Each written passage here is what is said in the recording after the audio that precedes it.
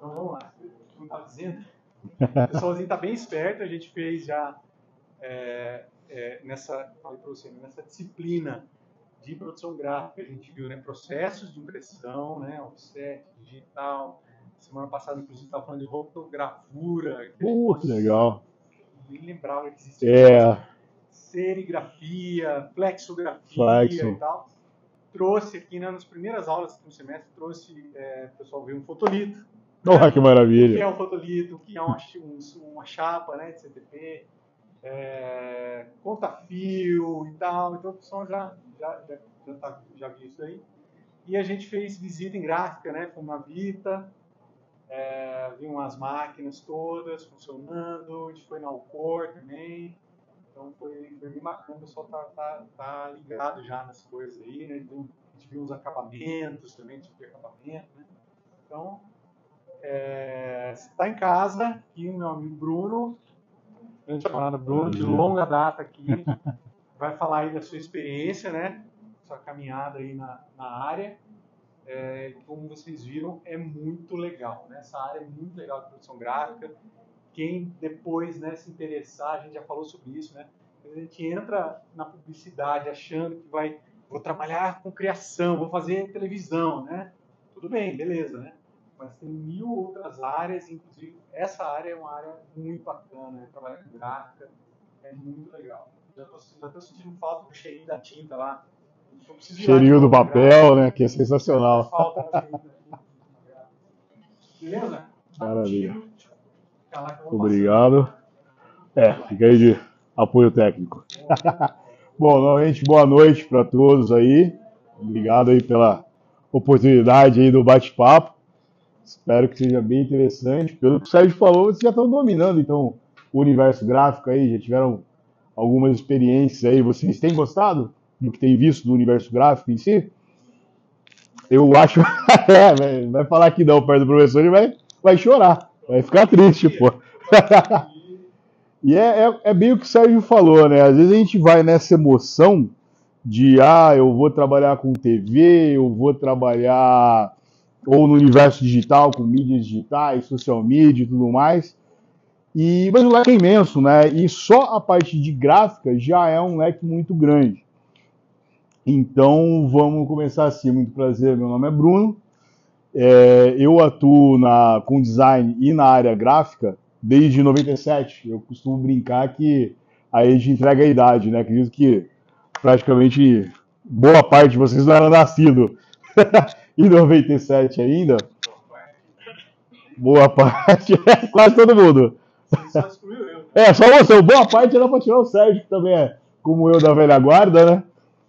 E aí foi um momento que era muito aí, ele falou aí do fotolito, essas coisas, vamos dizer, mais antigas, mais old school que vocês viram, eu vivenciei um pouco disso tudo, né? Então eu passei desde esse start aí e passei por todos os processos, né?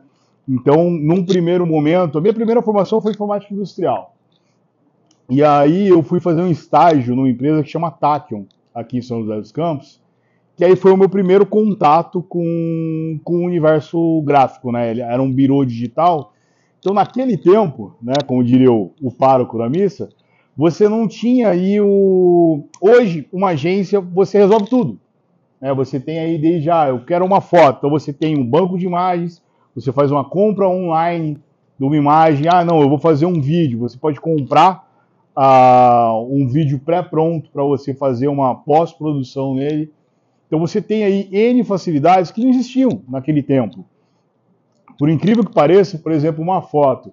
Era um cromo que era um plástico transparente, colorido, mais ou menos desse tamanho. Então você pedia para o Stock Fotos, por exemplo, um livro dessa grossura, e aí tinha as fotos. Aí você escolhia, eu gostei do cromo A, B, C, X, Y e assim por diante. E aí você pedia para São Paulo te mandava esse cromo para você fazer o scanner, que era um processo chamado scanner cilíndrico, para você poder usar essa foto.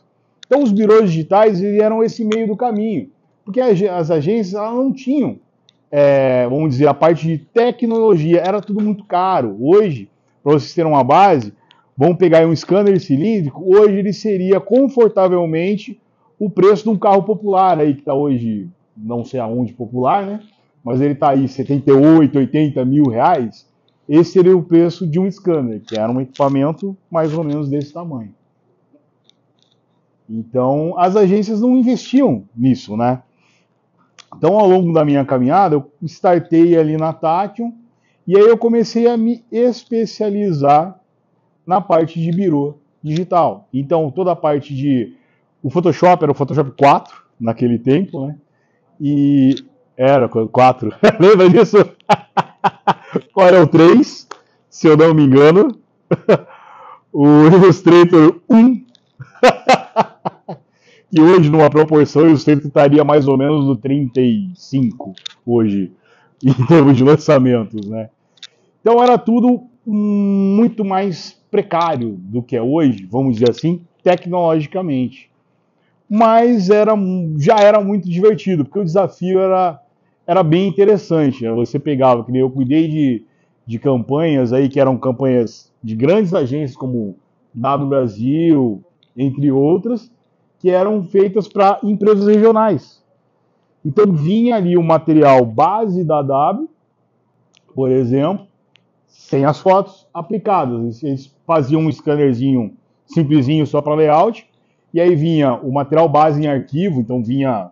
No começo ainda vinha em disquete, porque a internet era muito lenta. Então você não conseguia, vamos dizer, hoje um arquivo... Eles não eram tão pesados como hoje. Hoje você tem arquivos aí, de repente, de 800 MB, 1 GB e tal. Então, vamos dizer, um arquivo gigante naquele tempo era um arquivo de 10 MB. Só que 10 MB, se você tinha um disquete que ele era aquele de 1/4, então você dava ali, era mais ou menos 2 caixinhas de disquete.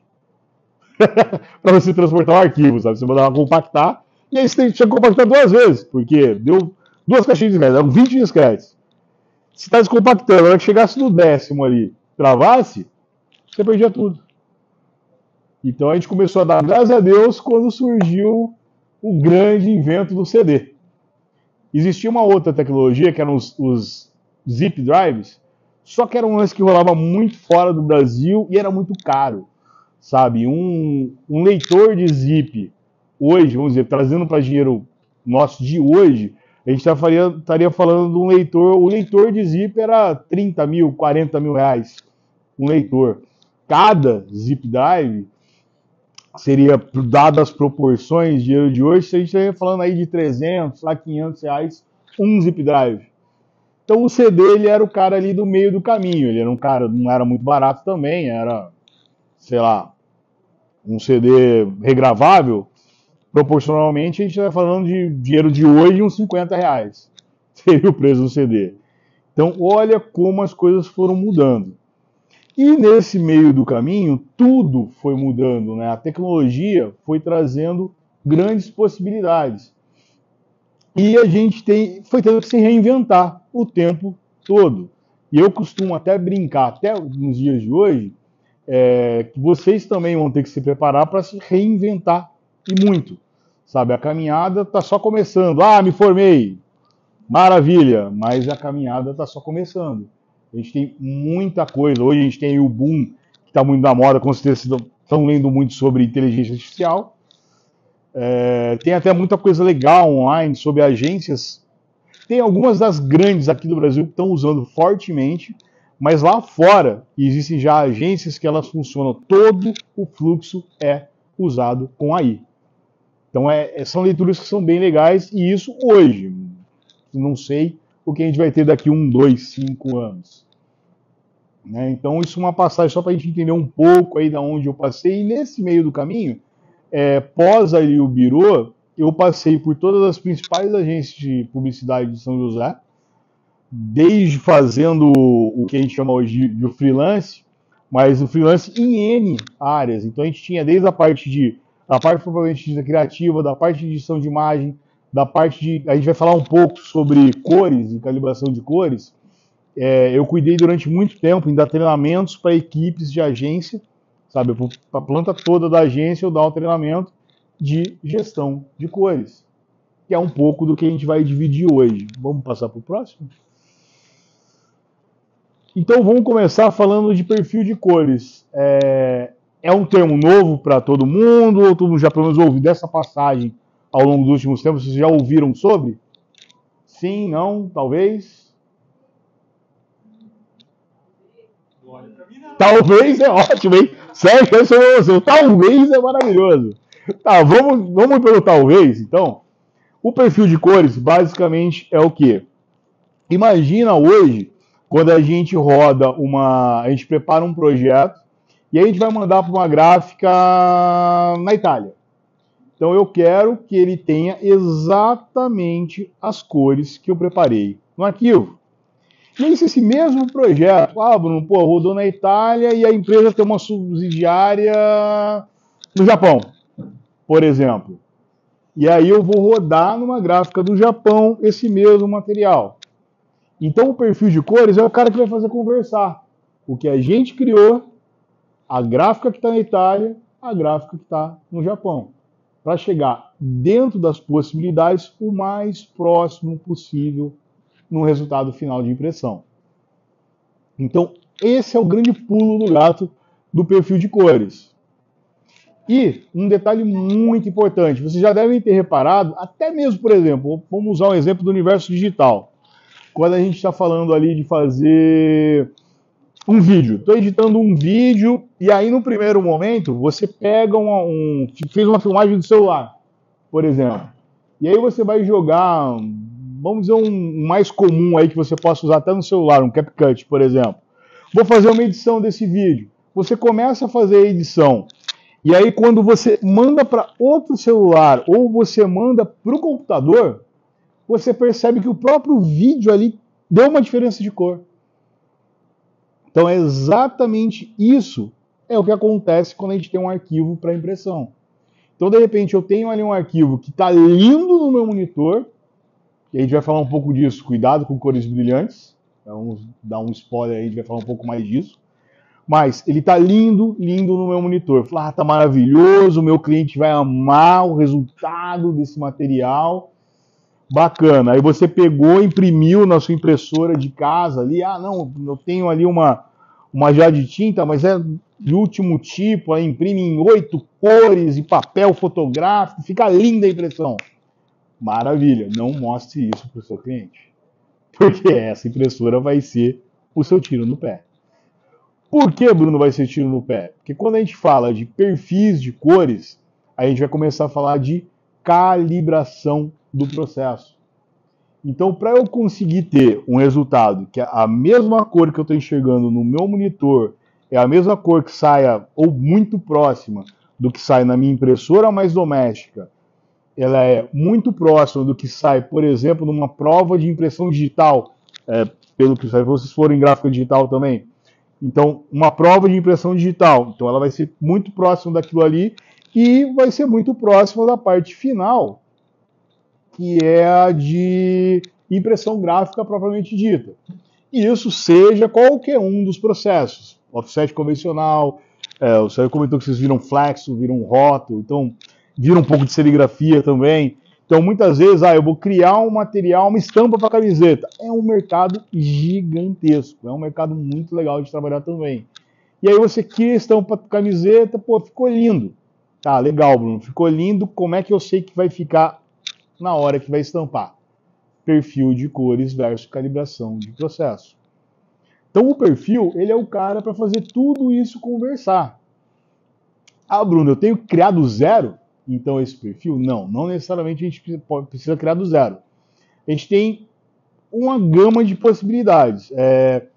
Hoje, para software de área gráfica, o pessoal viu o quê? Illustrator mesmo para trás, Sérgio?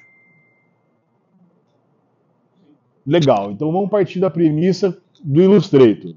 Então eu tenho lá, quando a gente fala Illustrator, vamos falar também de pacote Adobe. Então meu Photoshop, meu InDesign, todos os softwares para a área gráfica.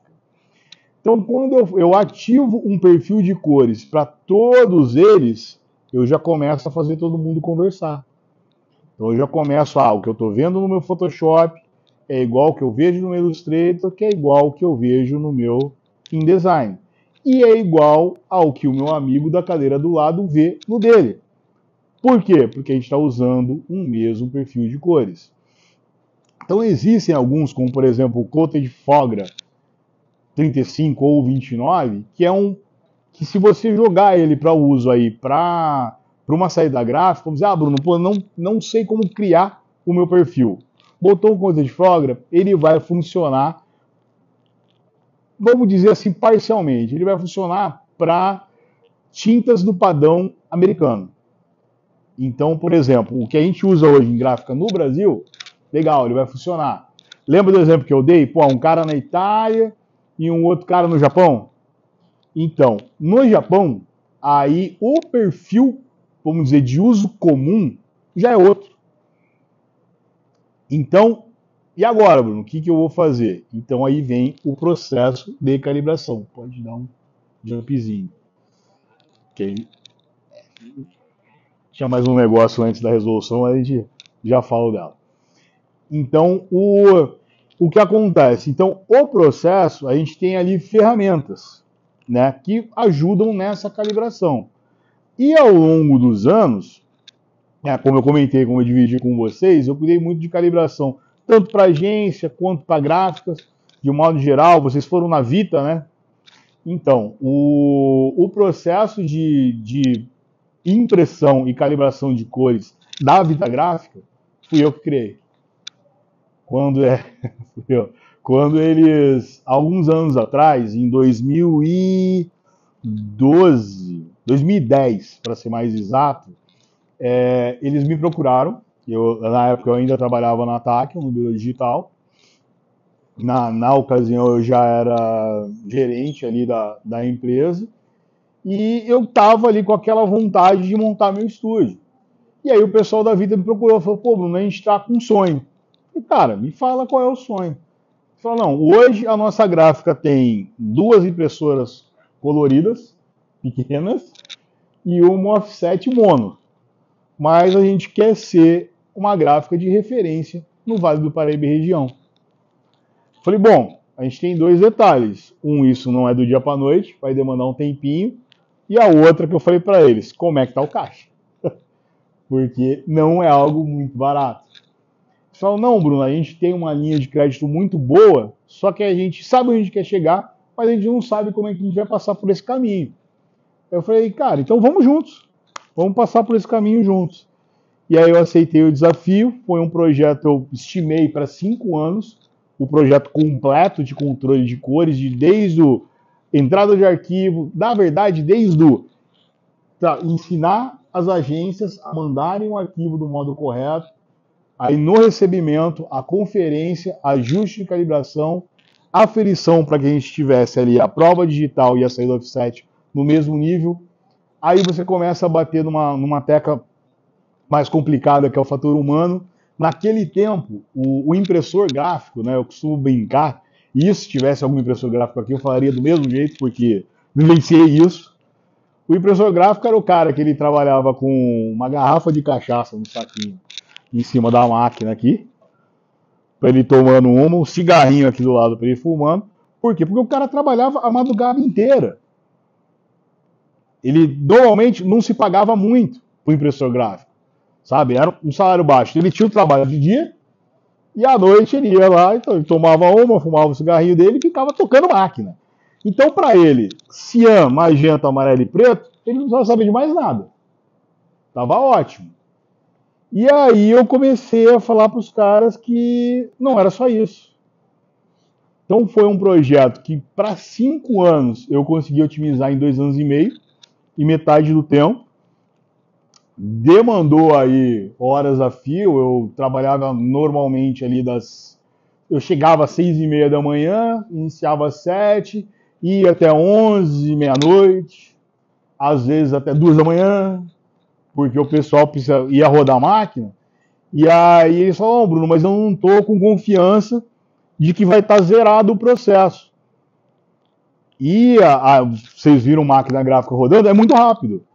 Então, se o cara começou a fazer uma aferição, um ajuste, ele comeu uma bola, é papel e tinta que vai rodar. Então, muitas vezes eu ficava até tarde acompanhando. E aí a gente conseguiu fechar isso em 2 anos e meio. Chegou um belo dia pro... Eles conheceram o Bruno? Não, ele já está lá no dia. Mas o gestor lá hoje, meu xará Bruno, ele, na época, é uma empresa familiar. Então, na época, era ele, mais a mãe e o pai dele como gestores da gráfica. Durante uma certa parte do processo, principalmente a parte financeira, era mais o pai dele que acompanhava, sabe? O Marangoni fala, não, Bruno, eu vou porque você me fala se tá bom ou não e eu assino o cheque. Era meio que isso para a gente montar maquinário e preparar toda a estrutura.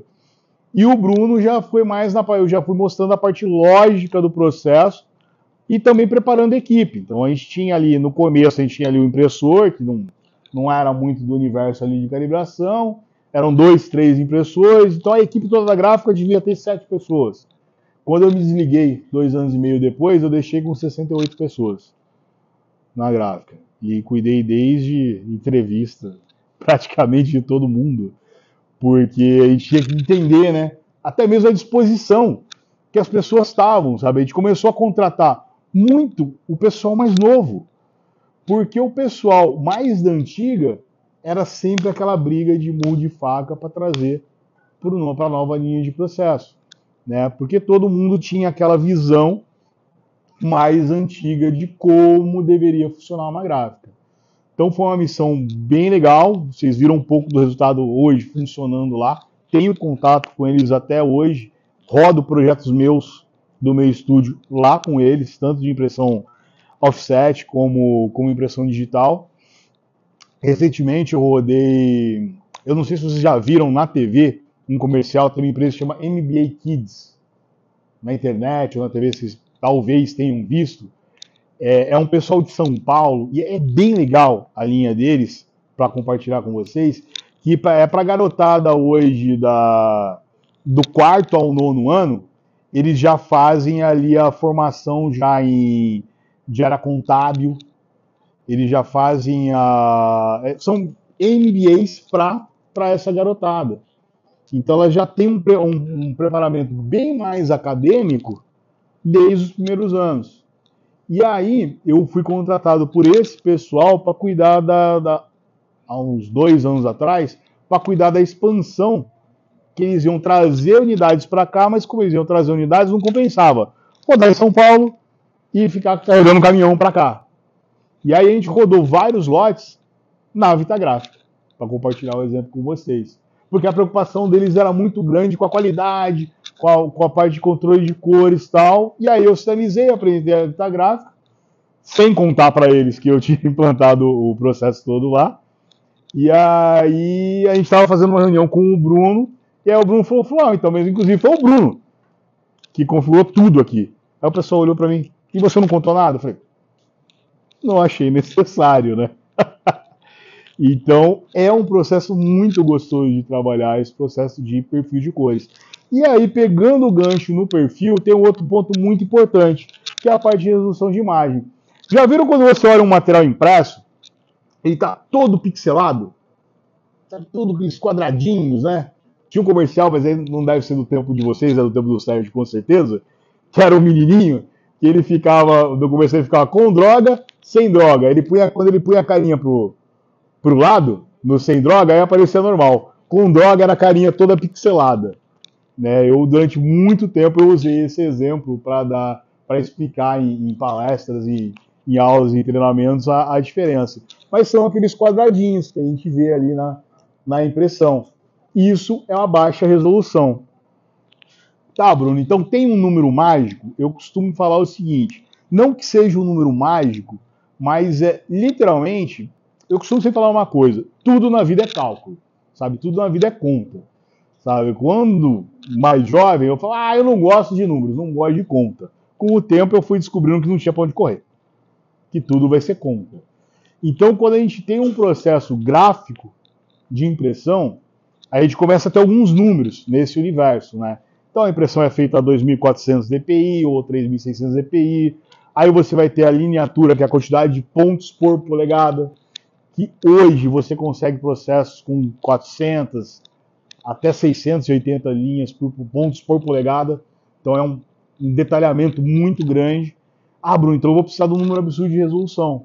Não, o número hoje de resolução, se você tem ali de 300 até um número que aí eu costumo usar, para ter uma zona de conforto, eu costumo deixar a minha imagem no tamanho final com 450. Ou seja, 50% a mais do que seria ali o 300 dpi, que seria o nosso número mágico, para não ter esse pixelado na hora da impressão. Ah, por quê, Bruno? Pô, imagina se você no meio do projeto, o cliente pega e fala, não, amei, mas a foto está aqui no canto, eu queria que agora ela fosse até o meio da tela. Você fala, não tenho. Vou começar tudo de novo a trabalhar essa imagem. Então você tem um respiro ali de 50%. Então quando a gente falar de equilíbrio perfeito, eu costumo indicar essa zona de conforto. Pensa no seu tamanho final, que vai ser impresso, 300 a 450 ali, você vai ter um resultado bacana na impressão, sem ter essa surpresa do pixelado. Fora isso, Bruno, por exemplo, banco de imagens. Hoje, quando você compra uma imagem num banco de imagens, hoje ela vai ter, normalmente vai vir com uns 8.000 pixels e 300 dpi. Então a gente está falando de um JPEG que tem compactação, que tem de 17 a 30 mega, dependendo da quantidade de informação, de cores que tem nesse material. E agora imagina, vamos pegar um número redondo, 30. Imagina que aí você, num projeto, você botou 100 imagens. Você já tem 3 GB. Você precisa de tudo isso? Não, você não precisa. E aí, quando você faz a reamostragem ali, para a gente fazer uma conta rápida aqui, e vai trazer mais ou menos ali, vamos dizer que seu material final ele tenha mais ou menos um formato A4, e aí você tem até 3 imagens por folha, então a gente está falando aí desse JPEG que ele tinha de mais ou menos 30 MB, ele vai virar um JPEG de uns 2 MB, mais ou menos, no máximo. Se você botar ali com uma interpolação, se você botar no nível médio ali, que o arquivo fica ainda menor, você tem ali um arquivo de um JPEG de 800 KB. E tem a resolução que você precisa para impressão. Tem a qualidade que você precisa para impressão. Então, nessa mesma conta que a gente fez, olha lá, se a gente tinha um cara que ia dar 3 GB, a gente está falando de um cara que vai dar 80 MB, aproximadamente, o meu arquivo final. E eu vou ter a qualidade na hora da impressão. Então eu não preciso daquele arquivo gigante, pesado, atravancado, truncado, que por mais que hoje a gente tenha um HD mais rápido, uma internet mais rápida, tudo mais rápido, mas como é que você vai ficar transportando isso daqui para lá? E até mesmo abrindo no computador, né? Que hoje em dia eu costumo brincar, né? Você compra o computador hoje. Hoje eu tenho a melhor máquina do mercado. Daqui 6 meses você está xingando. Nossa, mas está parecendo uma carroça. O computador ficou ruim? Não. Tudo começou a ficar mais pesado. Então também é uma forma de você ter conseguir um intervalo maior, até mesmo em termos de maquinário, é você trabalhar com a resolução adequada para o que você precisa na impressão. Até aqui, ok? Alguma dúvida, comentário? Maravilha, E aí, vamos falar um pouquinho de fontes. Vamos começar. Você queria perguntar? Não se aguenta! Negócio que a gente foi no Corner, nosso amigo Leonardo, né? Isso. Falou, por exemplo, deu um exemplo lá de embalagens de produtos que vendem no Brasil inteiro, embalagem de pasta de dente, por exemplo. Legal. Que vende no Brasil inteiro, que é produzido milhões e é produzido em gráfica aqui, em São Paulo, no Nordeste, no Sul, no Brasil inteiro, essa produção acontece. E para manter o padrão, esse tipo de embalagem não usa cromia, usa tudo impresso com Pantone. E aí, se puder falar um pouquinho sobre isso também, não sei se você vai falar mais sobre isso. Não, vamos aproveitar então, antes das fontes, vamos fazer uma janela da cor Pantone. Não, legal, eu cuidei durante... Hoje, falar a verdade, até hoje, acho que teve uma vez que eu trabalhei com Pantone só. Sério, eu uso muito, cara. Manca, né? É porque eu rodo que nem, por exemplo, para compartilhar com todo mundo, eu atendo, por exemplo, uma empresa que ela é uma importadora de produtos gregos. E aí muitas coisas dos rótulos que eu faço, que vão pro Sam's Club, Carrefour e afins, Os rótulos são rodados lá na Grécia. E aí, o que acontece? Quando eu mando esse material para rodar, salvo se tiver uma foto, é bem nessa linha, é tudo com o Pantone. Cuidei durante um bom tempo, você deve conhecer o Jeter, da Jeter Design. A gente se tornou muito amigo, eu cuidei de muitos projetos para eles, desde o comecinho, quando eles vieram do sul para cá, eles rodam material da Mars, que é M&M, toda a parte de chocolates, Snickers, toda essa parte de chocolates, tudo isso é da Mars, que é a fábrica aqui perto.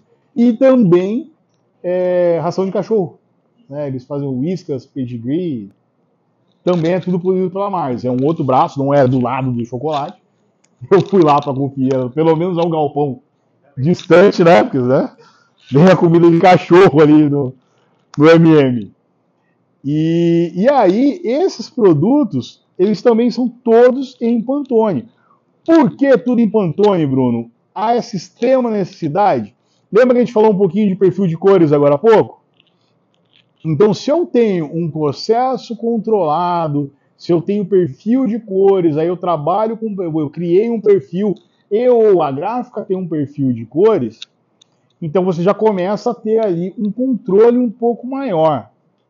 Mesmo que você tenha um controle um pouco maior, vamos dar um exemplo, um vermelho. Um vermelho, ele é 0 de cian, 100 de magenta, 100 de amarelo e 0 de preto, vermelho limpo, vermelho vivo.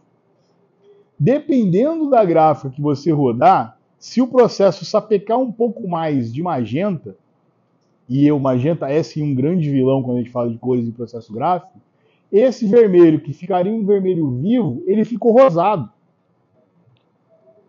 E agora imagine, você falou da Colgate. Vamos lembrar que a Colgate tem aquele vermelho. Imagina, eu rodo lá no Pará, numa gráfica com material, aí sai rosado, aí eu rodo, sei lá, na Bahia, tem uns parques gráficos muito legais. Rodo na Bahia, legal, ele sai vermelho direitinho. Aí eu rodo Minas, ali Belo Horizonte, São Paulo ou Rio, legal, sai redondinho. E aí eu tenho uma venda desse material que veio desses caras que saiu redondinho, saiu vermelho bonitinho. E no mesmo mercado chegou um lote que rodou na gráfica lá que ficou meio rosado. E tá tudo na prateleira. Uma não conformidade gigantesca. Então, por isso, passou-se a usar muito, mas muito Pantone nesse tipo de processo. Eu tive rótulos já que eu fiz de ter 9 cores Pantone no rótulo para fugir da cromia. Pô, Bruno, mas não fica mais caro? Mais caro por um lado, mas você controla melhor o processo por outro. Você tem menos surpresas. Então, a grande sacada do Pantone é isso. Quem aqui já viu uma tabela Pantone? O pessoal nunca na vida. A tabela Pantone, né, as cores Pantone, elas foram criadas, foi um grande leque, eu acho que eu tenho aqui, ó. Tá vendo esse cara aqui? Isso aqui ela é bem similar a esse cara aqui, uma tabela Pantone. Então ela vai ter as nuances de cor, então a página do verde, ela vai ter ali um leque de verdes. A página do vermelho, um leque de vermelhos. Então, quando a gente cria, vamos imaginar que a gente está criando uma marca. Vamos criar a marca da Colgate. Estamos criando a embalagem da Colgate e criamos a marca, a submarca Colgate. Então, a gente definiu que vai ser o vermelho. Legal, Bruno. Definimos que vai ser o vermelho. Qual vai ser a cor Pantone? Então, com a tabela Pantone, você vai pegar a referência CMYK do vermelho que você usou e na própria tabela você tem ali uma legenda onde você consegue buscar, por variação de cores, qual seria a página onde vai estar o mais próximo. E aí você vai verificar ali visualmente e numericamente o valor desse Pantone. Isso para o vermelho, para o verde, para o amarelo. Então, para cada cor. Então, se a gente pegar hoje, imaginar o leque de cores que a gente tem, literalmente 75%, 80% do que a gente tem hoje de cores existe dentro de uma escala Pantone. Salvo alguns tons mais vivos, mas aí que hoje são usados. A Pantone também criou tabelas especiais. Então, cor metálica. A Pantone tem tinta metálica para você rodar em gráfica. Então eu quero... E esse é um exemplo bem legal. Sabe quando a gente olha uma foto... Vamos pegar aí uma revista Quatro Rodas. E aí a gente vê um anúncio da Ferrari na revista Quatro Rodas. De uma Ferrari vermelha ou de uma Ferrari amarela. Aquele vermelho ou aquele amarelo não rodou como chromia. Por padrão da Ferrari, quando você tem material de divulgação, roda no Pantone. Existe um Pantone amarelo Ferrari e um Pantone vermelho Ferrari. Então o material vai rodar num processo gráfico normal de chromia e aquela página específica ela vai ser rodada com chromia mais um Pantone e depois ela é encartada em todo o material. Então o Pantone vem literalmente para, vamos dizer, travar essa parte do processo e impedir as surpresas quando a gente tem cores muito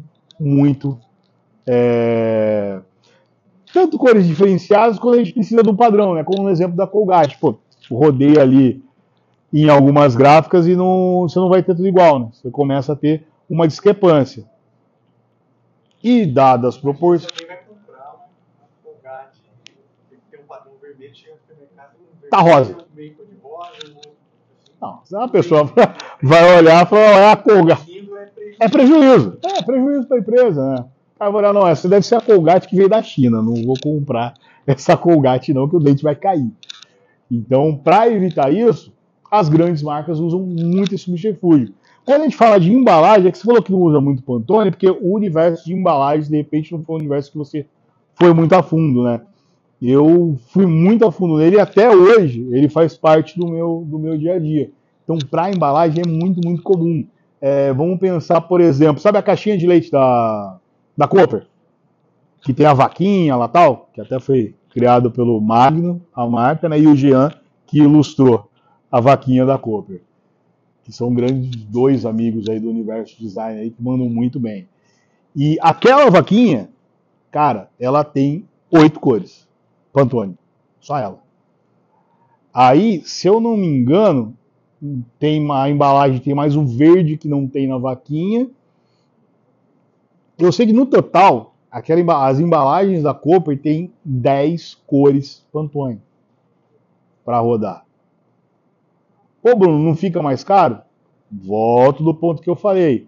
Se você precisa de um controle de processo versus, sempre que a gente falar de universo gráfico, quanto maior a quantidade que a gente imprime, melhor o processo se dilui e melhor o custo fica, melhor o custo unitário fica.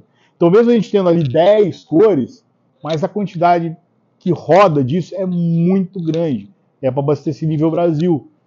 Então, você garante um processo controlado, sem variação de cores, e consegue ter um custo bom. Sabe? Você consegue ter centavos no custo de uma embalagem, que não interfere tanto no custo final do produto. Então, é um teste legal de vocês fazerem quando, sabe as caixinhas de papel, aquelas Tetra Pak, da Parmalat, enfim. Não sei se vocês já repararam, no fundo delas, quando você dá uma dobradinha assim, ela vai ter uns quadradinhos. Normalmente vai ter um quadradinho de cian, magenta, amarelo, preto, e vai ter uns 2 ou 3 perdidos ali. Esses caras são os Pantones que rodaram. E vai ter embalagem que não tem o cian, magenta, amarelo e preto, mas tem aí um punhado de Pantone direto. Então esse é um grande uso do Pantone. Quando a gente falar de embalagens, hoje 70% do universo de embalagens roda com Pantone. Justamente para trazer um padrão no processo. Então, com certeza, ao longo aí da carreira de vocês, independente de qual, Bruno, pô, mas eu vou para TV, cara. Tá, mas você vai para TV, mas de repente você vai ser a agência onde você trabalha, vai direcionar para você um job de criação de uma marca. Por exemplo, eu acompanhei vários da vanguarda aqui de São José, eu acompanhei desde os primórdios, aí quando eles vieram para São José, eu trabalhei no projeto piloto do primeiro material de venda de grade de comerciais da vanguarda. E naquele tempo, né, quando veio a marca da vanguarda criada pelo Boninho, ela veio só com Pantone. E aí os caras pegou e tinha que mandar uma prova, não vou me lembrar agora para qual gráfico que foi.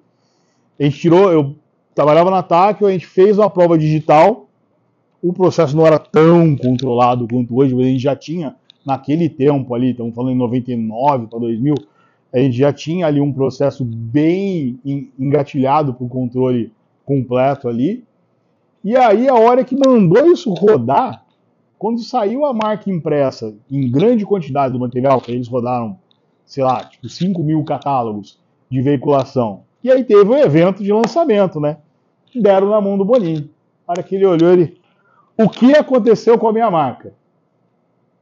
Nenhuma dessas cores está certa. E eu mandei tudo em Pantone para garantir processo. Aí o pessoal foi tentar explicar. Aí me ligaram. Ô Bruno, faz um favor.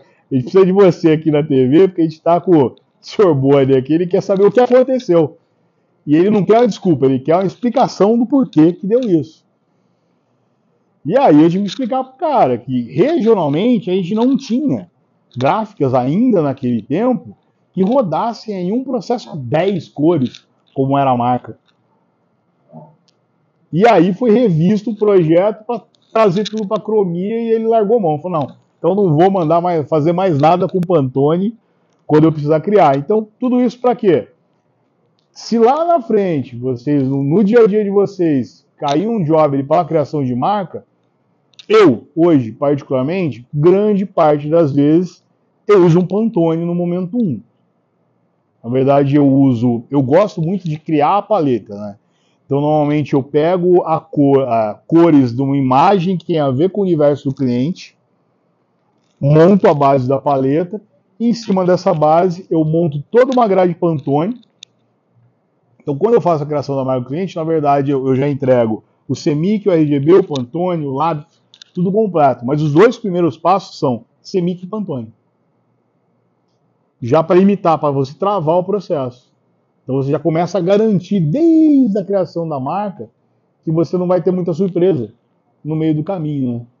Do que você sabe, que tem muita gente, por incrível que pareça, até hoje o cara pega, não vai contar gota na foto, clicou, aí deu uma cor que ela é 40 de cian, 50 de amarelo, 80 de magenta e 32 de preto. E aí o cara pega e usa essa cor. Literalmente, isso vai dar problema lá na frente. Porque você está abrindo um leque e você está startando uma criação de marca sem um controle de processo. Então, eu, particularmente, o que eu faria, o que eu sempre recomendo, pegou, clicou lá, deu aqueles números todos quebrados, beleza. Começa arredondando todo mundo, parte com uma tabela Pantone, vê o que vai bater em proximidade de cor, legal. Então, esse Pantone vai ser o meu padrão.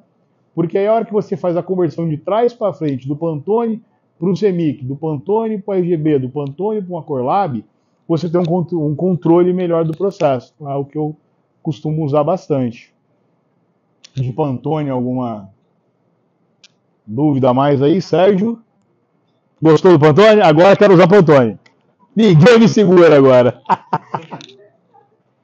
eu faço para fazer a leitura da paleta de Pantone? Por exemplo, vem lá, aí ele fala o número do RGB e do CMYK. Tá. Mas aí quando eu preciso procurar essa cor, sei lá, tô editando no campo, eu preciso achar essa cor, como que eu faço? Vamos lá. Primeira coisa, todo mundo aqui gosta do Canva? Que maravilha! Comecem a odiar o Canva, meus queridos. De coração eu falo para vocês por quê? Você começa a não conseguir ter tanto controle, que é justamente o que você está querendo. Eu quero um controle de cor, eu quero uma qualidade a mais, eu preciso de um programa que consiga manter essa qualidade. Bruno, mas eu só tenho Canva na minha mão para fazer. E agora? Aí vem um segundo passo que eu costumo sempre falar. Quem cria é o profissional, não é a ferramenta. A ferramenta vai otimizar seu processo, melhorar controles, garantir uma qualidade maior lá na frente. Então, da mesma forma que eu falei, parem de gostar do Canva, mas você pode usar o Canva. Aí como é que eu vou fazer, Bruno, para bater a cor se ele me deu lá? Ele me deu um CMYK, ele me deu um RGB, e o meu Canva não conversa com nada disso. Já repararam que além do CMYK e RGB, a tabela Pantone ela vai dar um hashtag e uma sequência de números? Isso é um código HTML de cores. Então, esse número é o número da sua cor. Então, o verde tem lá um hashtag XYZ aqui. Esse número você vai copiar e colar no nosso querido Canva. E aí você vai ter a mesma cor que era do projeto. Da mesma forma, se você tiver, estou criando um site, Bruno. Pô, eu preciso usar a mesma cor. A mesma coisa. O código HTML é o cara que vai funcionar para o site, é o cara que vai funcionar num Canva, é o cara que vai funcionar num design front-end para aplicativo. Porque você não vai ter ali aonde você colocar valores CMYK. Então você vai pegar esses números e vai aplicar lá para você ter a cor que você tinha usado no seu projeto. Então esse é o pulo do gato. Então, vamos dizer, de modo geral, quero melhor controle, eu não indico usar o Canva. Ah, Bruno, mas pô, ele é muito mais fácil para o dia a dia. Cara, tem muita gente que usa. Tem agências de publicidade, por incrível que pareça, que usam o Canva. No dia a dia dos processos de social media, por exemplo. Eu dei exemplo agora há pouco, a gente falou de vídeo, tem o CapCut. Tem muita gente que usa o CapCut, não usa o Adobe Premiere, que seria o mais indicado. Mas o que eles falam, não, Bruno, pô, mas é muito mais rápido, eu faço ali no celular em 10 minutos, eu meio que resolvi. Então, dadas as proporções, é funcional. Menor controle de qualidade. Por exemplo, eu editei no celular o meu vídeo no CapCut. Se eu não tomar alguns cuidados, ele vai ficar com qualidade aqui no celular. Se eu botar numa TV de 90 polegadas, vai ficar horrível. Porque ele não tem, salvo engano, o CapCut ele não tem o modo... Eu acho que ele tem Full HD, mas ele não tem os... até 4K ele vai. Só que o 4K dele, ele usa o que acontece? A tecnologia de compactação do 4K, assim como do JPEG, foi desenvolvida pela Adobe. Então, a Adobe jamais vai dar para os caras. É assim. Então, ele vai dar uma diferença do bitrate. Acho que o Premiere tem aquela computa, né? Processo, depois processador, aí no CapCut não, só processador. Ele vai passar, ele dá uma passada. As últimas versões, eles fazem 4 passadas, pra você ter uma ideia, do Premiere. Então, você vai perceber muito isso na hora que você tem um material grande. Então, o CapCut é ruim, Bruno? Não é que ele é ruim. É a mesma coisa como eu dei o exemplo do Canva. Ele vai começar a se limitar um pouco. Então, se eu quero ter uma qualidade, vamos dizer, eu pego uma grande produtora de vídeo, a TV, a própria Vanguarda daqui, até você levou isso da Vanguarda? Não é só isso, Pedro. Não, porque se alguma coisa tem o nosso amigo Fabiano. Vocês chegaram aí? Não? Depois você vê com o outro professor, se ele quiser, eu boto ele para falar com o Fabiano, que é meu amigo. Ele arma uma visita lá na Vanguarda, que é bem legal de conhecer a parte de ilha de edição dele, sabe? É um negócio sensacional. E aí nas ilhas de edição você vai perceber muito isso, sabe? Essa diferença. Porque aí você tem um macro de monitores e aí a edição de vídeo você vai conferir ela com zoom. Então você vai pegar a parte de pixel dela e entender a que nível tá. Então é bem legal de ver, sabe? É uma visita muito legal.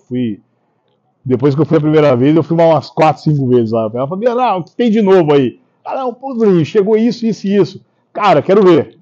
Vem aqui, sei lá, quarta-feira de tarde. Eu passava a tarde até a noite, acompanhava a gravação de jornal e tal.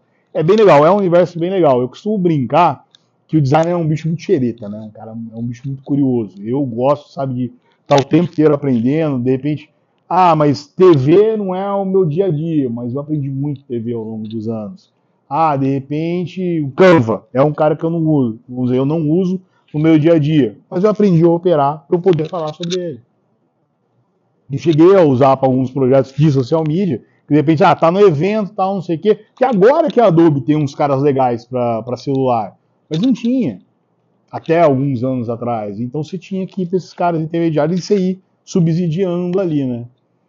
Então, legal a parte do porquê ali da cor, hashtag, todo mundo ok? Mais alguma dúvida? Não, dá também a Adobe Express, né? Tipo o Canvas, só que é melhor que o Canvas. Exatamente desse cara que eu ia falar. Se a gente está ali buscando uma qualidade um pouco melhor, hoje a Adobe tem inúmeras possibilidades, sabe? Você tem o Adobe Express, você tem, cara, ele tem um leque, ele integra, se não me engano, 4 ou 5 softwares gratuitos hoje que você pode usar para peças criativas digitais. Mas até é motion, dá pra fazer vídeo. Dá, você faz animação, motion, tudo. No Canva, alguns motivos parece muito forte. É, ele fica meio durão, não fica assim, meio. Você tá dando aquela travadinha? Agora nele não, nele tem como se fosse lá, Cara, ele vai redondinho, é muito legal. parece que você fez ele, tipo, fazer isso. E, que nem a gente falou ali o lance do Canva fazer em 4K, e aí esses caras da Adobe, eles fazem em 4K com 3 passagens no telefone, numa edição online. Então, pô, você tem uma qualidade muito melhor com o telefone que tá na mão ali pro dia a dia. Igual às vezes lá eu no serviço eu uso Illustrator. Aí às vezes eu pego o jogo do documento do Illustrator pro Express fazer motion e ele já tudo separadinho as camadas e só movimento. Não, tudo daí é bem legal você ter comentado. Lembra que eu falei, pô, eu indico usar a Adobe? É legal por quê? Porque tudo da Adobe conversa. Então, se você fez um negócio no Illustrator, ele vai abrir com camadas, você pode até fazer uma sobreposição de camadas das layers para você alinhar a animação. Você pode fazer, por exemplo, eu tenho um material que está no Photoshop. Isso é muito usado quando a gente fala de ilustração digital. Então, eu tenho ali uma ilustração, ela estava preto e branco, eu colorizei ela todinha no Photoshop. E aí eu fiz do jeito certo, fazendo com camadas, com layers, tudo bonitinho. Você abre esse PSD no Illustrator, cara, ele abre todas as camadas em modo editável. Você repinta, toca a cor e o caramba 4 direto. Por quê? Porque eles conversam. Então, a Adobe ela tem esse grande pulo do gato. É um dos motivos, eu costumo brincar uma coisa. Quem aqui já ouviu falar do CorelDRAW? O CorelDRAW é a febre, todo mundo adora o CorelDRAW. Eu costumo brincar que eu não posso falar mal dele, porque já me deu muito dinheiro na minha vida. Sabe? Eu já trabalhei muito com ele. Mas ele é um cara limitado. Mesmo ele sendo um software para área gráfica, ele começa a ter algumas limitações. Que, por exemplo, sabe quando você faz um degradê? Então você pega um efeito fonte, um degradê, e você tem um multiplex de cores aqui nele, para o CorelDRAW ele começa, o algoritmo dele entra em loop, ele se perde. Então a hora que a gente vai falar um pouco de fechamento de arquivo, então a hora que você vai fechar esse arquivo com uma saída gráfica, você manda o CorelDRAW processar e ele fica ali. E esquece. Muitas das vezes trava. Por quê? Porque ele também tem um erro fatal que eu não entendo até hoje. Como é que eles não corrigiram isso? Que o que acontece? O modo de uso dele de memória, ele usa uma parte alta de memória, que é a mesma parte que o Windows usa. Então ele começa a jogar dados ali, e o Windows está jogando dados, aí ele fica travado, ele vai ficar rodando ali. Então é um outro. Então, o Corel tem vários gaps ali, que ao longo dos anos muita coisa resolveram, muita coisa não resolveram. A Adobe é perfeita? Não. Mas ela tem, vamos dizer, uma incidência muito menor. É menos pior. Eu costumo usar muito o termo também, a menos pior. Porque lembra quando eu falei que, no final das contas, quem cria é a gente, né? Tudo é ferramenta. Então, o lance é a gente buscar a ferramenta que vai dar o maior número de possibilidades no processo criativo versus velocidade no nosso processo. Então, literalmente, a menos pior, vamos dizer assim, é a Adobe. Não trava, que nem tem muita gente, né? Eu tenho esses dias eu estava fazendo uma reunião com um cliente, e aí eu tirei o meu MacBook, pus na mesa, ele, você tem um computador que nunca trava. Eu falei, quem foi que te disse que o MacBook não trava? O meu MacBook Pro de 16 GB de memória, ele mexe, ele trava. Não é porque você tem uma puta máquina que ele não vai travar. Bruno, então você tem que comprar o último modelo aí da Apple, que hoje no Brasil tá 80 mil reais. Eu já li matérias de gente falando que travou. Por quê? Porque é ferramenta. A ferramenta não vai ser perfeita. Por mais que hoje tudo melhorou muito, você ter uma baita máquina, você usar os melhores softwares, não quer dizer que não vai travar ao longo do dia. Travar menos, né? Mas vai acontecer. Não adianta a gente também achar que é o costumo brincar, é o fantástico mundo de Bob. Tudo é perfeito, tudo funciona, que não, nem sempre é assim. Mais alguma coisa? Então vamos falar um pouquinho de fontes, tipos de letras, né? Quem aqui quando vai comprar, não vou nem comprar, porque com certeza não compra fonte. Né? Comprar, Bruno, não. Quando você vai baixar uma fonte para usar no computador, aí você pega e bota lá, vai nesse 1 milhão de sites que tem online, baixa ali uma fontezinha ali e vai instalar essa fonte. Já repararam que às vezes, Bruno, eu comecei a instalar umas fontes no meu computador e começou a ficar mais lento, começou a travar. Por que isso acontece? Porque fonte, literalmente, é um código de programação. Você dá um código de programação para o seu computador para ele graficamente representar aquele tipo de letra. Então, se você pegar uma fonte, você comprar uma fonte num site que não tem nada a ver, você começa a correr ainda mais riscos disso. Trazendo isso para o universo gráfico. A hora que você vai mandar esse arquivo para a gráfica, 99,9% das vezes a gráfica não vai ter essa fonte. Não vai ter esse tipo de letra. Porque é você que achou aquele site maravilhoso lá na Dark Web com aquela fonte linda e baixou para usar. Uma dica bem legal para quem curte fonte, aqui no Brasil tem uma empresa que chama Plau.design. Eles fazem fonte. Eu fiz já 2 cursos deles e eu quero fazer agora um curso macro deles, que eu quero fazer fonte também. Lembra que eu falei design é um bicho enxerido? Tudo a gente quer aprender, pelo menos um pouco, né? E é muito gostoso, sabe, a parte de criação de fonte. Então é legal que eles têm muita fonte gratuita lá, eles têm muita fonte que no pacote Adobe é gratuita. Se você assina Adobe, tem fontes da Plau que estão disponíveis lá. Olha que bacana. Fora isso, uma dica legal aí de site para fonte, que dá menos dor de cabeça, tem um que chama Dafont, D-A-F-O-N-T, dafonte.com. Esse cara é um cara mais confiável, sabe? É um cara que você pode baixar as fontes ali sem ter muita surpresa. Então eu sempre costumo falar pro pessoal, quando a gente está num... A gente já vai chegar no Google Fonte, que ele dá umas dorzinhas de cabeça, por incrível que pareça.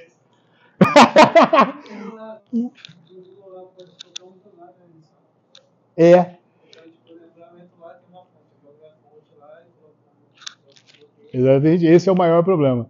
Tudo que você subir para o Google, ele abraça para ele.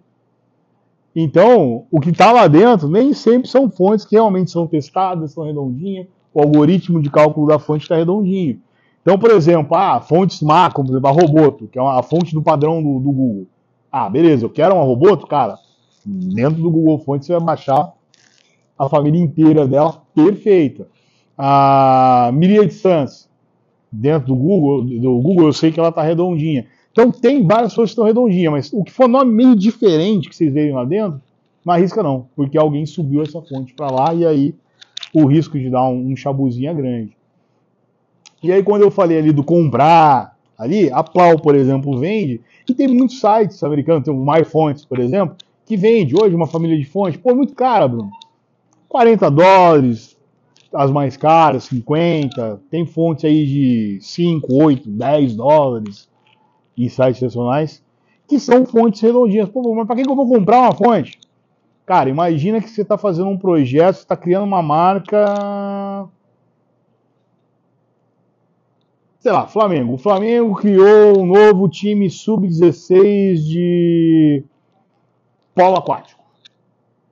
E aí eles precisam de uma submarca ali específica para esse time. Legal. Aí você vai pegar, você fechou um senhor de um contrato para desenvolver um material top.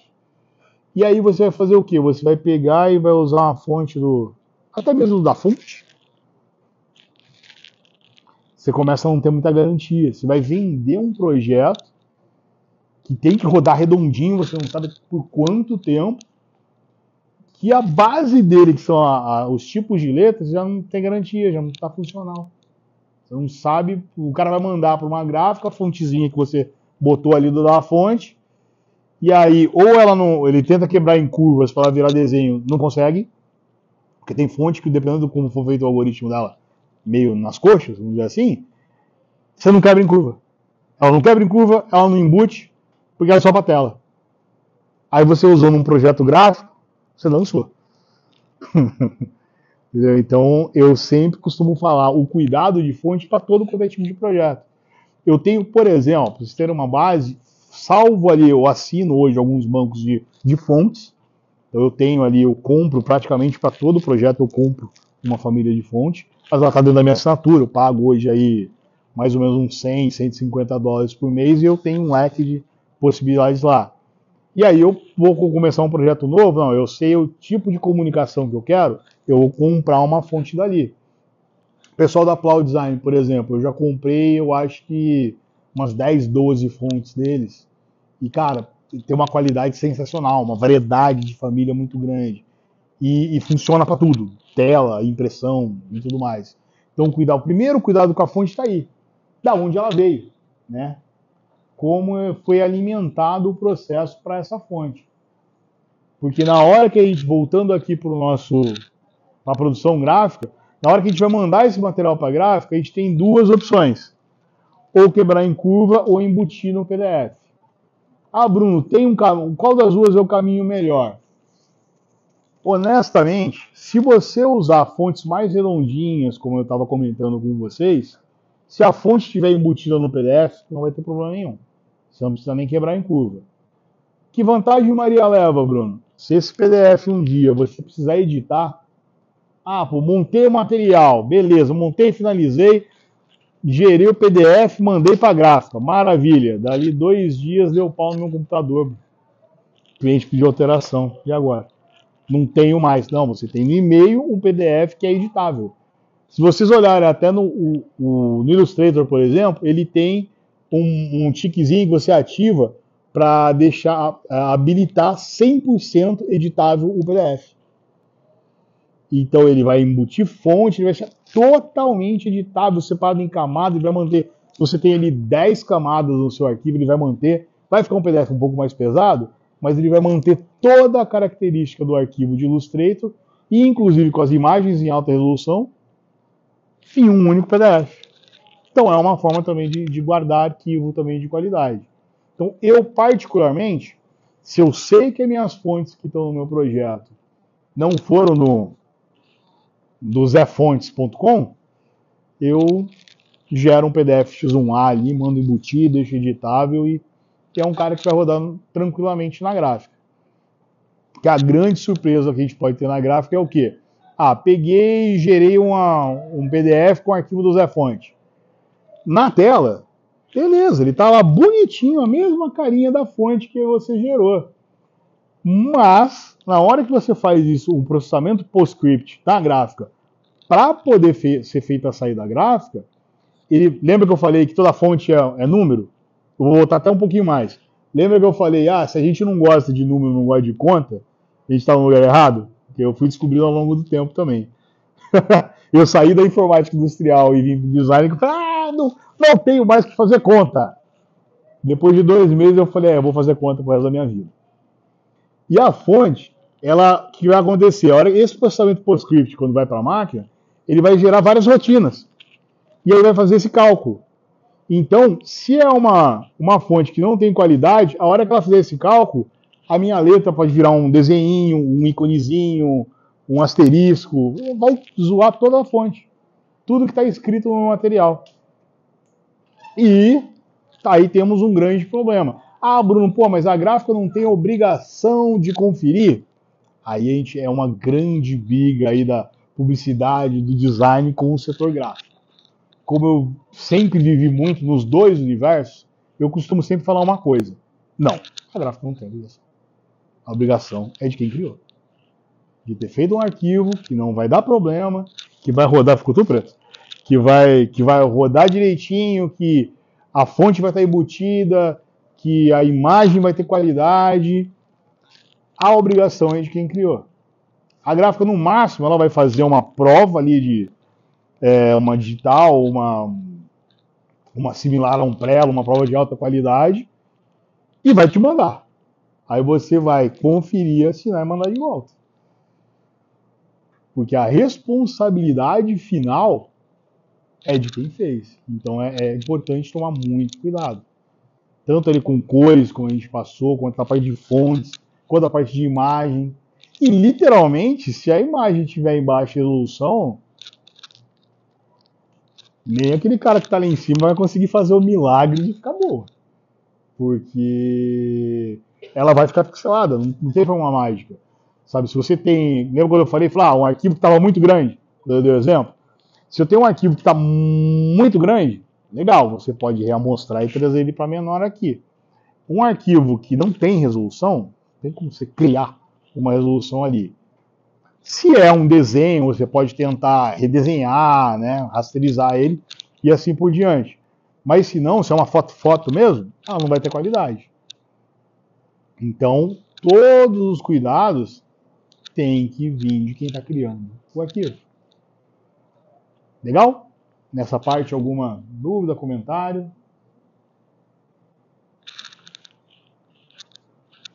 Hoje em dia tem inteligência que supra. Hoje em dia tem inteligência que supra. É. Inteligência Tang.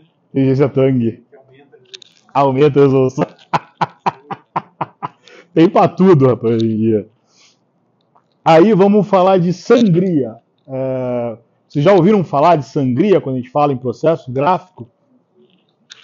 É um termo meio comum, legal. Então, partindo do ponto aí que é um termo meio comum para vocês, então o grande porquê da sangria. Imagina se eu rodo um material, alguma coisa, eu trazer uns folhetos, alguma coisa. Se eu rodo um material e eu vou ter ali a minha informação até exatamente a borda ali onde eu vou cortar.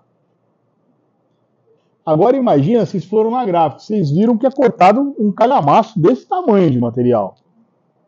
Por mais que a guilhotina é afiada, ela tem uma baita pressão, ela vai dançar aqui, né? Ela está dando pressão em cima do material de resistência.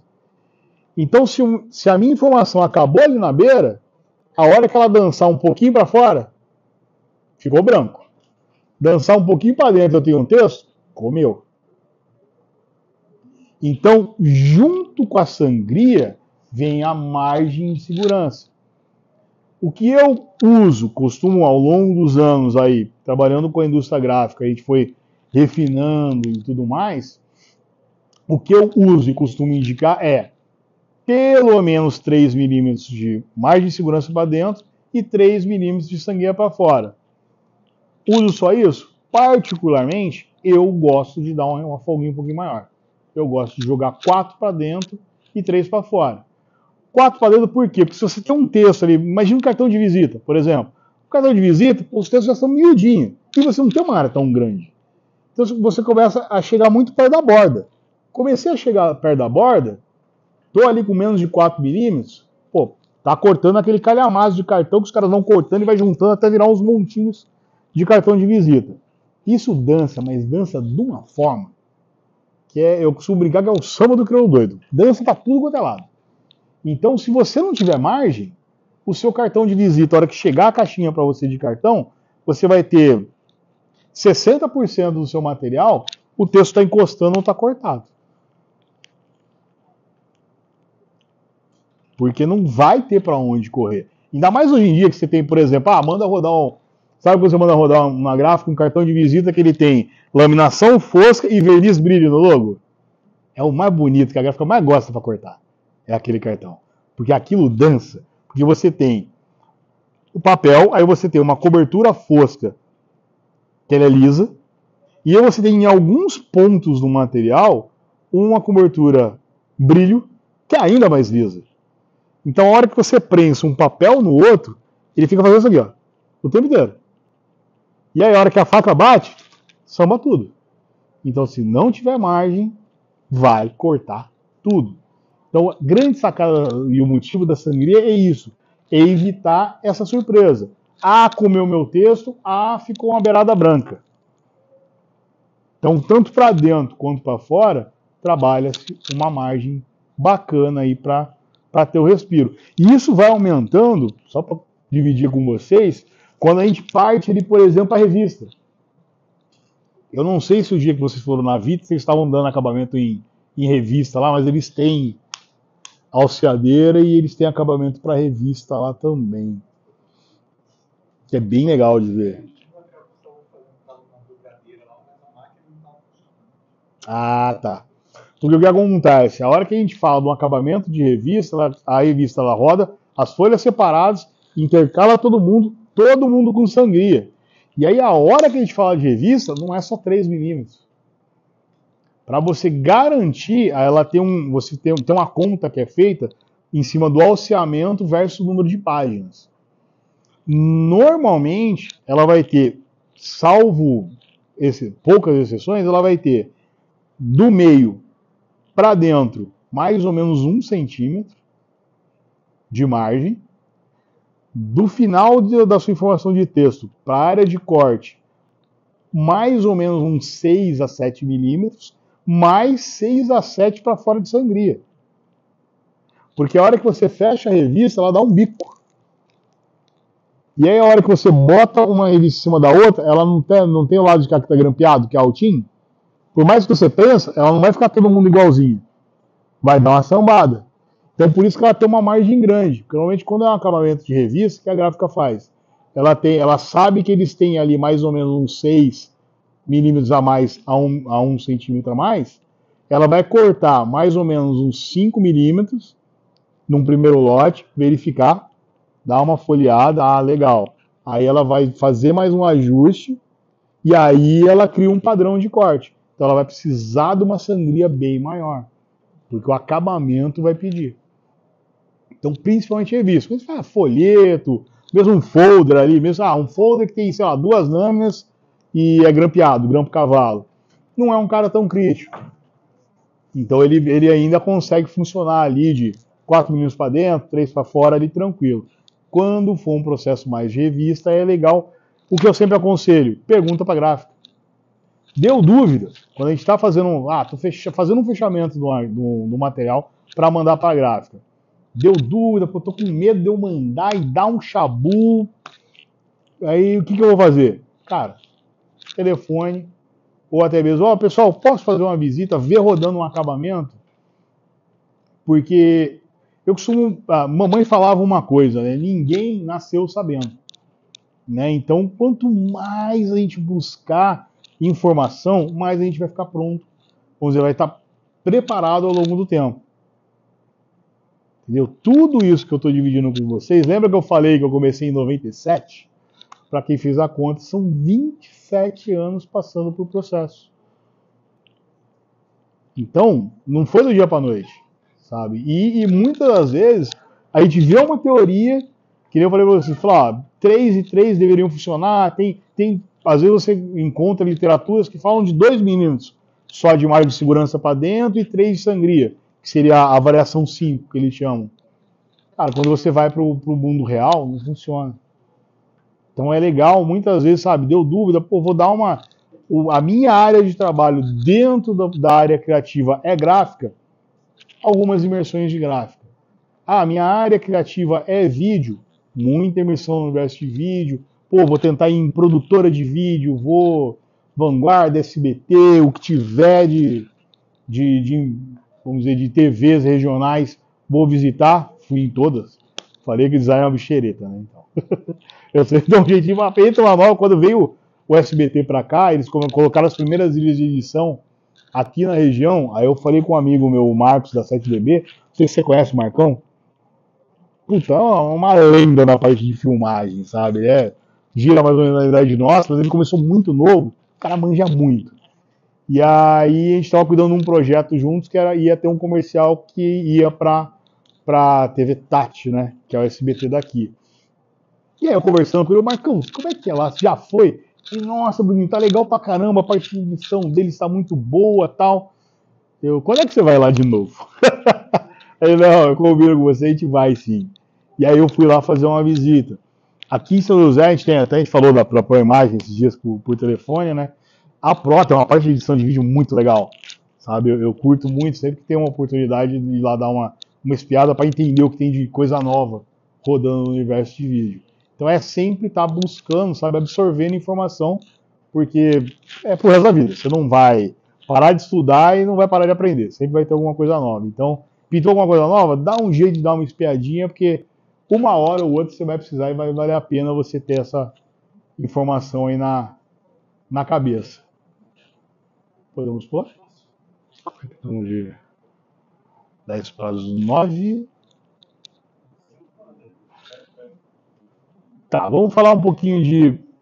A gente acabou até sem querer dando um spoiler dessa parte, quando a gente falou ali do Pantone, aí depois a gente falou das cores Hexa, né? Que são, olha, como é que eu vou botar no Canva e tal. Então, literalmente é isso. Além do CMYK, todo o resto do universo de cores pode nos trazer pegadinhas. Ali eu cito a principal, né, que é a RGB, que é a cor de tela, mas, por exemplo, se o cara fez toda a criação do projeto em cor HTML, em código Hexa, ele vai ter, por exemplo, aquele verde-limão, saca? Que a gente consegue para a tela. Bem brilhante. Na hora que eu mandar ele imprimir, ele nunca vai dar aquele brilhante. Ele vai dar quase um verde bandeira. Porque na conversão direta ele seria próximo do verde bandeira. Ah, mas eu não consigo em CMYK, Bruno? Consegue, mas aí a composição de cor é diferente. Por exemplo, um verde mais pro limão, a gente está falando de um verde que tem 100 de amarelo e tem 30 e 50 de cian, e 0 das outras cores. Então a gente vai ter um cara que ele vai estar mais ou menos amarelado para dar aquela cor bem limão. E no RGB, como eu disse, é a hora que se você botar um verde limão RGB e mandar a conversão, ele dá quase o verde bandeira. Ele vai dar 90 e alguma coisa de cian e quase 90 de amarelo, que é quase o verde bandeira, o 100-100. Então você vai ter esse jump de cor e aí você vai tomar aquele susto, né? Ah, o bandeira era um verde tão bonitinho, o logo do cara, virou um verde bandeira. O cliente pulou para cima e você, e agora? É literalmente isso. Então são os cuidados por causa da conversão de cores. Então vendo ali aqueles 3 desenhos ali, aquilo é um gamut de cores. Então lembra que eu falei, o Pantone hoje tem 70% do que a gente tem mais ou menos do que a gente tem de cores de saída gráfica offset CMYK. Da mesma forma, o CMYK ele é parte do RGB. Então o CMYK ele tem mais ou menos 70% do que seria possível na RGB também. Então nem tudo que eu tenho em RGB eu consigo replicar em CMYK diretamente. Então você vai ter proximidades.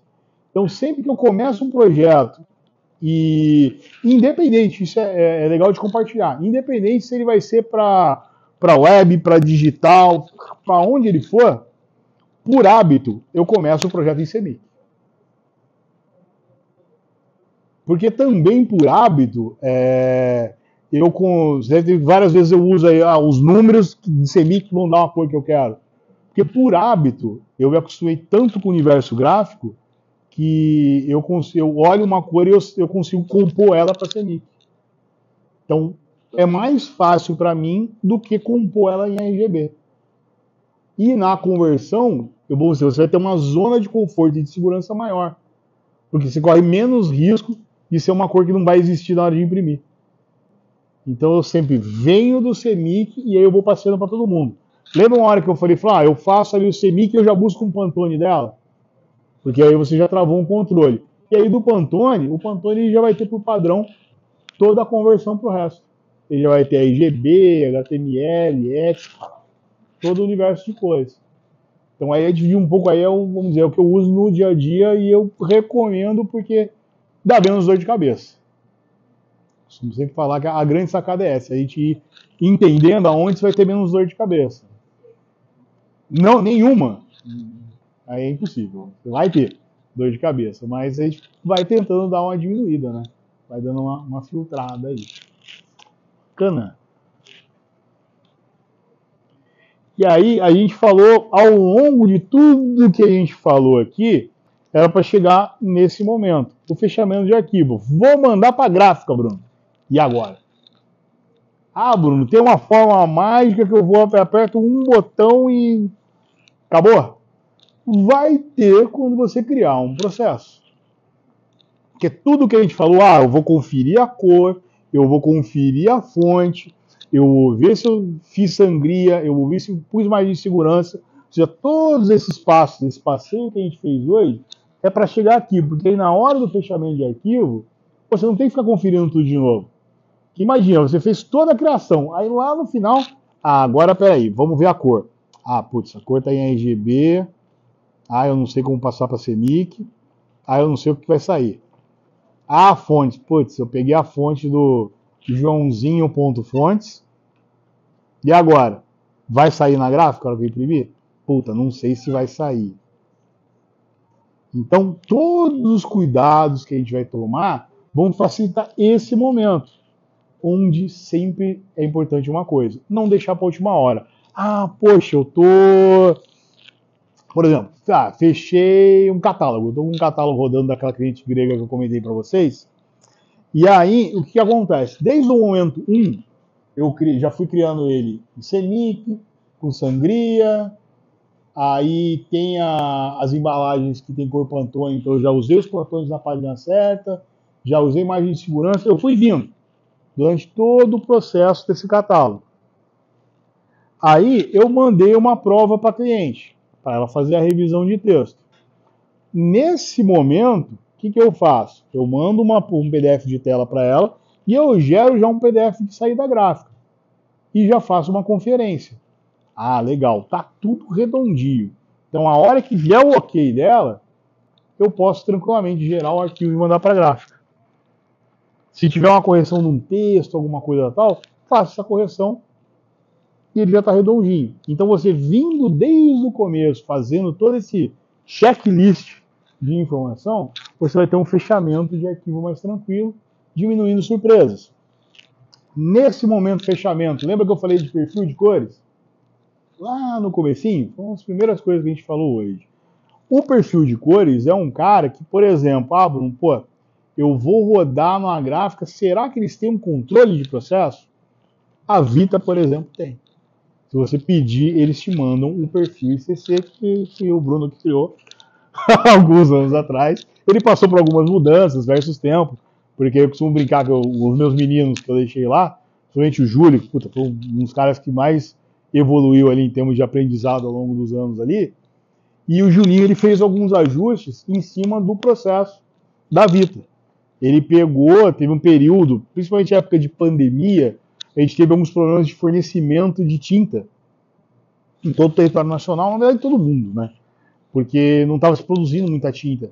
Então você tinha muita variação de qualidade de material por causa das tintas. Então ele fez uma série de testes e conseguiu gerar um algoritmo de correção. Então, em cima a gente tinha uma curva de perfil ICC, que eu criei lá entre 2010, 2012, 2013, que vinha sendo usada e rodando tranquilamente. Processo pandemia, ela passou com um ajuste nessa curva, e aí eles passaram a usar um novo perfil. Então, o perfil de cores, ele pode sim, se a gráfica tem um controle, ela vai falar para você, eu tenho e posso te mandar, e você consegue ativar no seu pacote Adobe. Por exemplo, no Canva não dá. Mas no pacote Adobe dá sim. Até o CorelDRAW dá, até o CorelDRAW ele aceita ali receber um perfil ICC, para você fazer o fechamento. A gráfica não tem de jeito nenhum. Aí é literalmente se perguntar, lembra que eu falei? O que usa normalmente mais, padrão americano e tal. Então você tem alguns padrões, como tem a escala Europa, que é uma escala de padrão de cores, tem a escala americana e a escala asiática, por exemplo. São 3 grandes escolas de escalas de cores. Então, se a gráfica não tem como me mandar um perfil de cores, aí você pergunta, mas as cores que vocês rodam são escala Europa, são escala Ásia ou são escala americana? Se a gráfica tiver pelo menos, vamos dizer, um controle basiquinho ali, ele consegue pelo menos te falar, não, as nossas cores são escala Europa.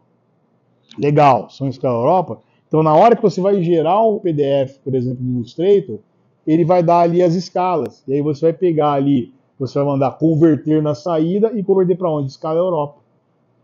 Então, o PDF X1A que você vai gerar, ele vai já, vamos dizer, preparar um pouco mais o seu arquivo para a saída gráfica. É a solução? Não. Lembra que a gente falou de resolução? Eu acabei não falando, abrindo um adendo, de calibração de cores. Foto, principalmente. Então você tem que tomar, além da resolução da imagem, você tem que tomar muito cuidado também com a calibração de cores. Fotos muito claras, muito escuras, meio tom, sombra e referência de cor, que a foto vai dar exatamente o que a gente quer na impressão. E esse perfil de cores, ele vai atuar aí também, nessa parte da foto. Tanto na parte da foto, quanto se é um material em semi, que é uma cromia, ele vai fazer pequenas correções na cromia. No Pantone não, ele não vai mexer nada. O Pantone vai ficar X% ou 100% do Pantone que você definiu. Então, quando a gente fala de, voltando aqui no fechamento, então nesse momento do fechamento, é onde recai todos os passos que a gente fez dentro do processo criativo.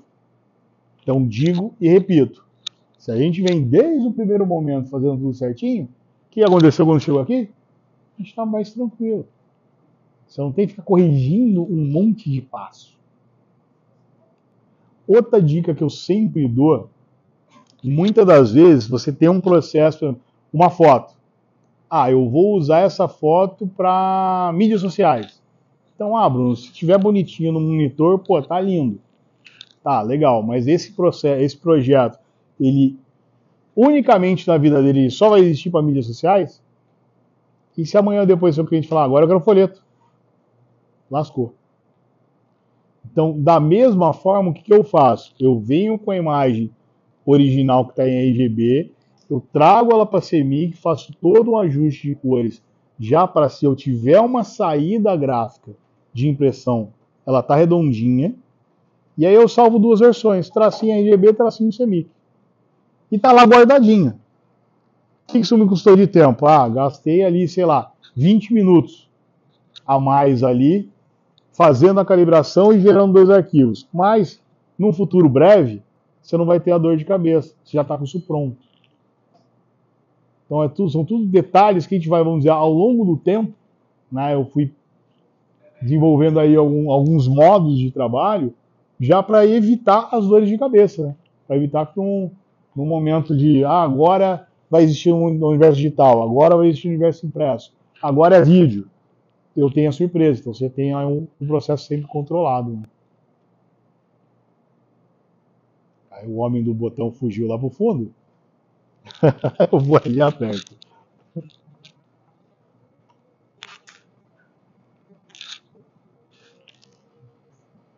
Não, era lá não. Opa, peraí.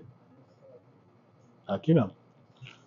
E aí, a gente vai falar um pouquinho, até eu me adiantei, já falei do que está aqui, quando eu falei ali de a gente fazer os passos, de montar um checklist. Então, literalmente, checklist de impressão é, vamos verificar o perfil de cores da gráfica. Aí é o ponto que a gente falou agora há pouco. Vocês têm um perfil para me fornecer? Opa, tem, me manda, bota no seu software e acabou, tá resolvido. Não tem. Para que lado é a sua... Depois eu vou mandar todo esse material, mas pode ser a foto, não tem problema. Mas depois eu vou mandar esse PDF pro Sérgio, e ele deve ter um WhatsApp da turma, ele dispara para todo mundo ali. E aí eu vou mandar até algumas das dicas que eu dei no meio do caminho, eu mando mais algumas outras coisas aí de site para fonte, site para imagem, muita coisa aí que dá para ajudar também. E aí, o lance da resolução, aí cai aquele ponto que eu falei para vocês, né? Pô, de repente eu tenho uma resolução muito grande, é minha solução? Não, porque eu vou ter só um arquivo pesadão. Então, normalmente, da mesma forma que eu dei exemplo, eu tenho tracinho RGB e tracinho CMYK, normalmente eu tenho um arquivo com esses mesmos dois, ele tem uma versão com a resolução original e uma versão com a resolução, sei lá, uma mediana que eu esteja usando mais no projeto para ficar algo mais leve. Mas eu sempre guardo a original porque você não vai conseguir voltar, né? Resolução, como eu falei, você consegue diminuir, mas criar a resolução ali, por mais que tenha IA aí prometendo, mas não faz muito não. Na verdade, eu dei até eu fiz talvez se deu um dos caras que eu vou botar ali na lista, mas tem um cara aqui do Brasil, um japonês, o Kimuro, Marcelo, e ele recentemente teve um curso de IA dele, que minha esposa achou a coisa mais linda do mundo, né? Porque foi sábado e domingo, das 9 da manhã às 6 da tarde. Ela, não tem outro dia, não? Eu falei, não tem, é esse o dia, tem que fazer. E aí, nesse treinamento de IA dele, ele... com criança não tem jeito, né? As crianças pulando no domingo não dá. E aí, nesse treinamento de IA, ele comentou disso, mais de uma vez, sabe, ao longo dos dias, né? Dessas promessas que começam a surgir, né, de IA que faz mágica. Lembra quando eu falei da fonte? Que a fonte literalmente é um algoritmo, é conta, é um cálculo. É o que a IA faz, ela faz conta. Então, se 2 mais 2 é 4, nunca vai ser 5 ou 8. Então, se eu tenho um ponto ali da resolução, não tem como ela fazer a diferença. Aí entra algoritmo de interpolação e algumas outras. Só vai mascarar o defeito. Literalmente é isso. Se estiver muito baixo, vai mascarar o defeito. Aí, às vezes, uma pessoa que não é leiga, nossa, também vai perceber, tipo, a diferença. Vai passar batido. A pessoa que não- Olha como detalhe, assim, já vai falar, alguém fez besteira. Principalmente se for um profissional da nossa área. Ele vai pegar ali, num primeiro momento, ele vai bater o olho e falar, isso não tá legal não. Entendeu? Então, a gente tomando cuidado com a resolução, a gente evita toda essa dor de cabeça. O lance de converter as fontes em curvas ou incorporar, que é aquele ponto, né, que eu falei, eu particularmente, como eu busco usar fontes que eu sei a procedência, então beleza, eu gero um PDF X1A, incorporando fonte, tal, e despacho para gráfica. E isso até mesmo para os projetos que eu mando, por exemplo, lá para a Grécia, vai o arquivo sem estar em curva. No máximo, tem algumas gráficas desse mesmo cliente, mas tem algumas coisas que rodam na Espanha, e aí lá o pessoal pede diferente. Fala, não, eu quero o PDF, eu quero o arquivo aberto em fonte, o pacote de fonte e o arquivo em curva. Eu falo, para quê? Mas é o padrão de trabalho dos caras, eu gero um pacote, boto aí numa nuvem da vida e mando o link. Mas tem lugares do mundo que pedem, sabe? Eu já tive, acho que umas 2 vezes que eu rodei, foram projetos que rodaram primeiramente da Alpha Graphics aqui do Brasil, e como eles são uma rede mundial, o cliente tinha alguma coisa disso que era para os Estados Unidos. Aí quando foi para lá, aí os caras devolveram um e-mail para eles reclamando também que eles queriam o arquivo aberto e o PDF. Aí eu falei para os caras, para quê? Se é um PDF X1A redondinho, para que ele quer o aberto? Não, os caras querem. Os caras da Alpha Graphics daqui não respondeu por quê. Os caras querem, Bruno falaram, pediram, falei, tá bom, vamos mandar. Então, salvo alguns casos assim, que a gráfica pede mesmo, eu quero aberto, quero em curva, quero... Você gerou ali um PDF X1A, fonte é confiável, ela vai embutir, não tem muita surpresa não. Na dúvida, tem muitos casos aí também eu gosto de comentar, por exemplo, você manda para o cliente não faz ideia onde vai rodar. Você vai rodar tal. Muitas vezes o cliente me pergunta, eu dou, 2, 3 dicas de gráfica ali para ele escolher. E o cara escolhe a gráfica do Zé, que era mais barata. Legal. Então o PDF desse cara eu vou mandar. Se vai lá para a gráfica do Zé, vou quebrar em curva. Mesmo sendo fonte de qualidade, tal. Porque provavelmente a gráfica do Zé, lembra que eu falei, e vou sempre voltar no ponto que a fonte é um cálculo, é um algoritmo? Se a máquina do cara for uma máquina mais antiga, a gente chama de nível de PostScript. Por exemplo, em vez de ela ser um nível 3 ou 4, que são mais novos, ela for 1 ou 2, mesmo se for uma fonte de qualidade, ela pode não entender. Ela não consegue fazer essa conta. E aí vai gerar um desenho, uma surpresinha ali no meio do caminho. Legal? Trabalhar com o CMYK, é o ponto que eu falei para vocês e compartilhei. Para qualquer projeto, o primeiro passo é sempre CMYK. Então, independente, é um projeto que vai viver no universo digital. Cara, começa com CMYK, acha o Pantone dele, destrincha ali uma tabela, a tabela de conversão de cores dele, beleza, está padronizado. E aí você roda isso tranquilamente, sem ter muita surpresa. e fugir daquele lance que eu falei. Falar, putz, você foi conta gota, leu, deu um monte de numerinho quebrado. Não, arredonda isso, sabe? Põe números redondos, porque sempre isso também ajuda em controle de processo. Você começa um número muito quebradinho, qualquer variaçãozinha na gráfica ali, você vai ter visualmente uma surpresa. Números redondos, você vai evitar surpresa. E o revisar tudo antes de enviar, que é aquele lance que eu falei para vocês. Se você vem desde o comecinho, todos os passos bonitinhos, passeando, revisando, conferindo, voltando, na hora de fechar o arquivo final, você tem, vamos dizer, você tem uma zona de conforto maior. Você sabe que, não vou ter surpresa. Que é o bom e velho não deixar para a última hora para fechar um arquivo. Legal? Nessa parte, alguma dúvida, comentário? Pode ir.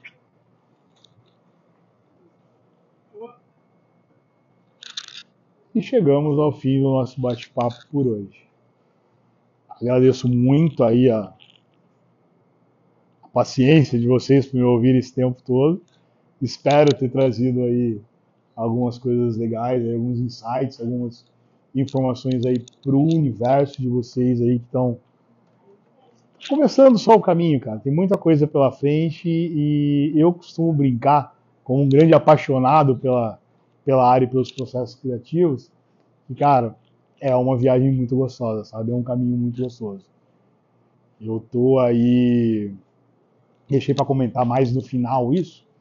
Eu tô aí, eu falei para vocês, né, que eu tô desde 97 na área, né, são 27 anos, e desde 2012, quando eu finalizei e entreguei o projeto da Vita Gráfica, eu montei meu estúdio de design e desde então eu tô 100% com o meu estúdio.